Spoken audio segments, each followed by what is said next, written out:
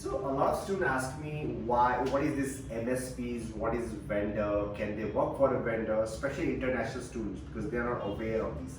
So I'm going to take a moment to just clear up, what these vendors are, what are these MSPs. So any company, for example, let's take JP Morgan Chase. JP Morgan, it's a large company. So it's going to have two kinds of vendors. One is what you call staffing side.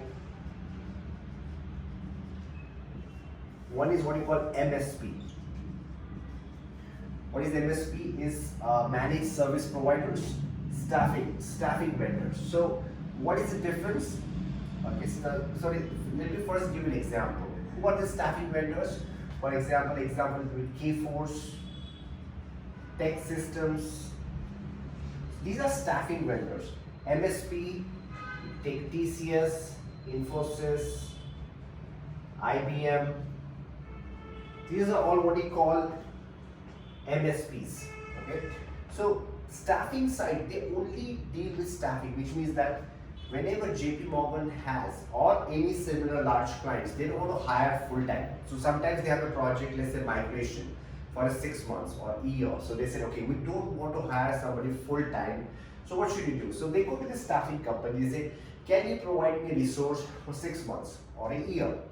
So these guys' only job is to find you. These are what you call body shopping model. Like, they are just shipping the body from here, moving to here.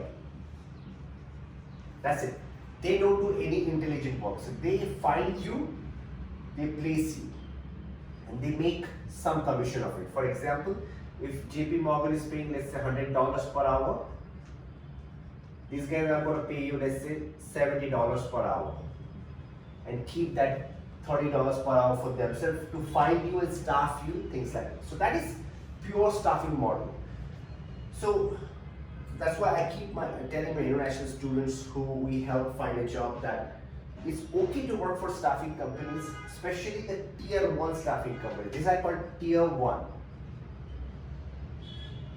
I'll go into tier 2 in a second. So because some of these companies actually have a tier 2. A requirement comes from JP Morgan, let's say for a developer, they cannot find a person, they will go to tier 2 vendors. So the staffing companies like Kforce or Tech Systems, they themselves have their own vendors.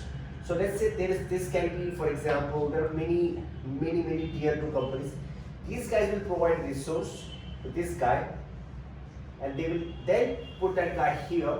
So JP Morgan pays $100 to a staffing company. Staffing companies pays, let's say, 70 to tier 2 company, and tier 2 company then pays this guy, let's say, $50 per hour. So what we call, this is layered approach. Okay, so you want to be, ideally as a candidate, you want to be here, because that way you can keep entire $100 for yourself. Your second best bet is to be with the staffing companies, because you still get decent pay, and these staffing companies are really good reputed companies, because if they are not good and reputed, they really cannot become vendor to like big companies like JP Morgan. So you don't want to be here. You don't want to be here. Let me get this out. You don't want to be here. So because this is where what you call body shop model. You are really like, you're not gonna get paid well, and these guys can treat you badly. These guys are good. This is good. This is good. This is the first priority, second priority, third priority. Looking for a job? It's easy. Come to Wynisco.com. This year we help 58 students get a full-time job. It's free for a week, and you don't pay a dime until you get a job. Okay? No pay until you get a job. What else you want? Check us out. Wynisco.com right here.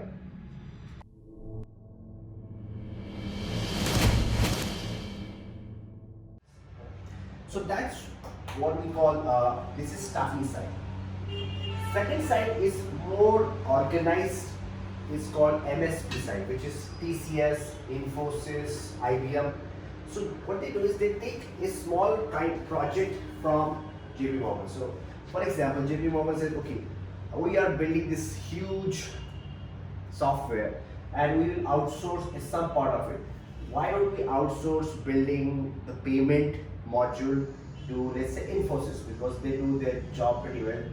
So they give a small part of a project to Infosys to handle a payment, or they can give the entire software to them. It depends. Here, then Infosys goes and hires you, so you work full time with Infosys, but you're executing JP Morgan's project. So JP Morgan, this is called what you call a fixed, it's a bid fixed price contract. So fixed price contract. JP Morgan has paid let's say $10 million to Infosys. Okay, here's your 10 million Infosys. Go and execute this project. We don't care who you hire. We don't care, we don't care who works on it. So you can, as a job candidate, you can enter Infosys and they'll hire you full time. Again, your best bet is always to be here. This is number one. If you cannot get through this is your number two. But I would rather prefer to be here than here, because these guys, if your project, let's say Infosys, the companies like Infosys has a lot of projects. So Infosys will have JP Morgan, Infosys will have Morgan Stanley's project. So if one project ends, then you can go to another project. So this is definitely a better way of approaching. But again, finally, you should be here, ideally. Okay. So this is like a short summary. I will cover in another video. Some of the students have been asking, can they do contract? Can they do W2 contract with, and I'll cover in some other video. The link I'll post the link down.